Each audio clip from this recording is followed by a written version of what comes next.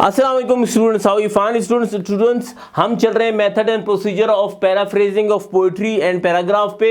यहाँ पर next point है आपका कि breakup a long sentence into several short one. देखिए बात सुनिए, जब एक लॉन्ग सेंटेंस होता है तो वो आपके अंडरस्टैंडिंग में नहीं आ रहा होता। फॉर एग्जाम्पल आप एक चीज़ पढ़ रहे हैं, आपने पढ़ी अब वो इतनी लंबी हो गई ना कि आप अंडरस्टैंड ही नहीं कर सक रहे यार उसको। किस तरह, how can you explain if you can not understand the thing यार। तो उसको आप तोड़ लें, उसको ब्रेकअप कर लें, ब्रेकअप कर करके फिर आपने मीनिंग गेट करने है उसकी। सेकंड वन है कि जी do not change words simply for the sake of change. देखें, आपके पास जो चेंज करना ना आपने, लेकिन ये आपको बता रहे हैं कि चेंज के लिए आप कोई वर्ड्स को खामखा नहीं तोड़ें कि यार आपने कसम खाई हुई कि यार मैंने इसको तो चेंज कर दी है। अब कहने का मकसद है अगर आपने उसको चेंज करना ही है तो यार फिर उसको अगर मीनिंग क्लियर नहीं हो सके, फॉर एग्जांपल चलिए अभी आगे देखते हैं, आगे वही बात कर रहा है। No words can ever precisely take the place of another. भाई कोई भी वर्ड जो आपने तोड़ दिया, निकाल दिया, ओमिट कर दिया, उसको हटा दिया, वो उसकी जगह नहीं ले सकता, वो उसकी जगह नहीं ले सकता। कुछ वर्ड्स ऐसे होते हैं जिनके मीनिंग इतना डीप होते हैं कि उसके सिनोनिम्स आपके पास हैं, अल्हम्दुलिल्लाह आपके पास नॉलेज है यार, इसके सिनोनिम मेरे पास हैं और ये और वो, लेकिन वो नहीं गेट कर रहा, वो चीज़ नहीं दे रहा जो वही वर्ड दे रहा है, तो फिर उसको उसकी जगह पर रहने दें आप। सिंपल, क्यों अपनी आप पैराफ्रेजिंग ख़राब कर रहे हैं। अच्छा, reread the sentence until it explain itself. अब ये वाला पॉइंट जो पढ़ा ना आपने कि सेवरल शॉर्ट वन आपने कर लिए, तोड़ दिया उसको। अब तोड़ने के बाद आपने उसको रीराइट किया ना, रीराइट किया तो आप ये उस जब लाजमी आपने उसको तोड़ के देखा है तो आप समझ गए उसकी मीनिंग। तो अब जो आपने बनाया है उसकी मीनिंग समझे, क्या वो मीनिंग जो ये वाला दे रहा है क्या वो तोड़ के वही मीनिंग दे रहा है? अगर नहीं दे रहा ना फिर इसका मतलब मसला है। लेकिन भाई अगर वो दे रहा है तो फिर आप लाजमी, तो फिर तो आपको लिखना पड़ेगा, आप सही जा रहे हैं इसका मतलब है। लेकिन अगर वो नहीं दे रहा तो फिर आपको चेंज करना पड़ेगा। अच्छा देखिए, do not repeat the indirect sentence saying words. मैंने कहा for example saying words, indirect sentence आप बार बार नहीं करें। फॉर एग्जांपल मैंने कहा है सेइंग वर्ड, सेइंग वर्ड क्या होता है? The poet says, the poet describe, poet says like this. अब देखें मैंने यहां पर एग्जांपल लिखी है, the poet says, the poet further says, the poet again remark, that and so on. इस तरह के सेंटेंस आपने नहीं लिखने भाई। ये बहुत मतलब क्या उसको वर्ड यूज को बुरा सा फील होता है। बार बार एक चीज़ आती जा रही। अगला बंदा पढ़ने वाला तंग हो जाता, बोलते हैं इसके पास एक ही सेंटेंस बचे। अब ये है सेइंग की, देखियो और भी हैं, सेज के और भी सिनोनिम है, लेकिन यहाँ ये नहीं लिखा हुआ। आप एक चीज़ नोट करिएगा कि यहाँ पर क्या लिखा हुआ है, the use verb of saying just in starting. बस यहाँ पर आपका मामला ही क्लियर हो गया। आपने स्टार्ट में यूज करना है और बस आपकी जान छूट गई। ठीक है ना जी। द पोएट सेज दैट, या पोएट अगेन रिमार्क भी शायद मेरे ख्याल सही नहीं होगा। द पोएट सेज या पोएट सेइंग या डिस्क्राइबिंग दैट, एक दफ़ा लिख दिया ना आपने, बस अब आपने नहीं लिखना। ठीक। नेक्स्ट है जी इसके बाद कि right a rough draft first. देखें ये उस वक्त मुमकिन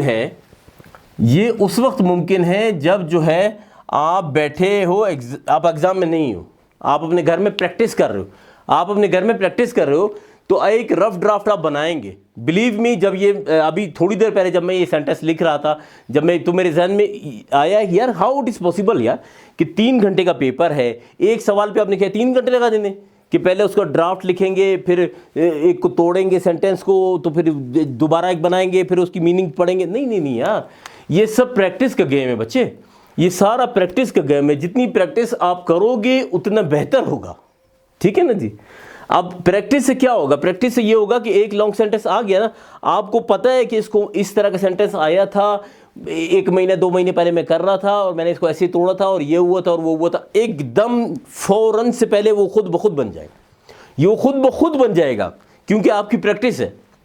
अच्छा, अभी वही बात रफ ड्राफ्ट में आती है। आपने एक रफ ड्राफ्ट बनाया, चलो आपने 2 रफ ड्राफ्ट बना लिए, एक रफ ड्राफ्ट बनाया, उसको पढ़ा, फिर उससे आया। अब क्या होगा, इतनी ज़्यादा प्रैक्टिस के बाद आपको रफ ड्राफ्ट खुद ब खुद आपके जहन में बन रहा होगा। आप एग्जाम में बैठे हैं, रफ ड्राफ्ट आपके दिमाग में बन रहा है कि यार वो इस तरह है, इस तरह है, ठीक है ना जी। अच्छा, revise this carefully then write the original. अब आपने रिवाइज करना, वही बात मैं अभी आपको बता रहा था, पॉइंट से पहले मैं उसको एक्सप्लेन कर रहा हूँ कि आपने उसको रिवाइज करना है, केयरफुली रिवाइज करना है और राइट द ओरिजिनल वन, फिर आपने ओरिजिनल वन लिखना है, ठीक है। आपने उसको रिवाइज किया, देखा, फिर फॉर एग्जांपल फिर आपने उसको फिर आपने लिखा। अब आप खुद, अब ये घर में प्रैक्टिस की बात कर रहा हूँ मैं आपको, आपने खुद नोट किया कि यार ये जो मैंने लिखा है एक दफ़ा मैं इसको दोबारा कर लेता हूँ। अब देखो हेल ऑफ टाइम आपके पास घर में बैठे हो, कोई मसला नहीं, रात बैठो, दिन बैठो, किसी भी टाइम बैठो। अब ये आपको ये पता लग गया कि जब 2 दफ़ा आपने लिखा और उसको आपने ओके कर लिया, अब जब आप इसको दोबारा लिखोगे ना तो वो आपके लिए ओके हो जाएगा। एग्ज़ाम में जब आप बैठे होगे तो वो 2 दफ़ा नहीं लिखोगे आप। इतनी प्रैक्टिस आपकी अल्हम्दुलिल्लाह हो चुकी है कि अब आपको ज़रूरत ही नहीं है यार दोबारा लिखने की, क्या ज़रूरत आ रही है दोबारा लिखने की, ठीक है। वो बिल्कुल आपके दिमाग में लिखा जा चुका है।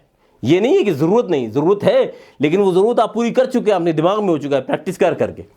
अच्छा, compare it as well, compare it लाजमी कंपेयर तो करोगे ना आप।